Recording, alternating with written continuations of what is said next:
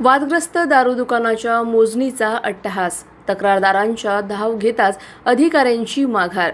दारूबंदी व भूमी अभिलेख विभागाच्या कारभारावर प्रश्नचिन्ह. मोजणीसाठी अधिकृत अर्ज नसतानाही अधिकाऱ्यांची उपस्थिती. शेवगाव शहरात वादग्रस्त दारू दुकानाच्या मोजणीवरून नवा वाद निर्माण झाला आहे. दारूबंदी विभाग आणि भूमी अभिलेख विभागाचे अधिकारी घटनास्थळी मोजणीसाठी पोहोचल्याची माहिती समोर आली. मात्र मोजणीसाठी कोणताही अधिकृत अर्ज नसल्याचा दावा करत तक्रारदारांनी घटनास्थळी धाव घेत अधिकाऱ्यांना जाब विचारला. यानंतर काही वेळातच अधिकाऱ्यांनी तिथून माघार घेतल्याची चर्चा शहरात रंगली आहे.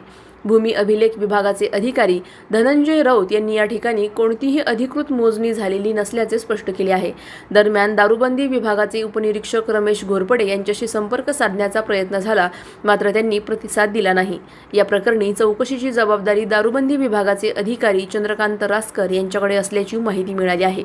मोजणीसाठी अधिकृत प्रक्रिया नसतानाही अधिकारी घटनास्थळी कसे पोहोचले, याबाबत नागरिकांमध्ये संभ्रम निर्माण झाला असून या प्रकरणाची चौकशी करण्याची मागणी अमोल घोलप यांनी केली आहे. अधिक माहितीसाठी स्टार इंडिया 1 न्यूज पाहत रहा. चॅनलला सबस्क्राईब करा आणि अशाच अपडेट्ससाठी बेल आयकॉन दाबा.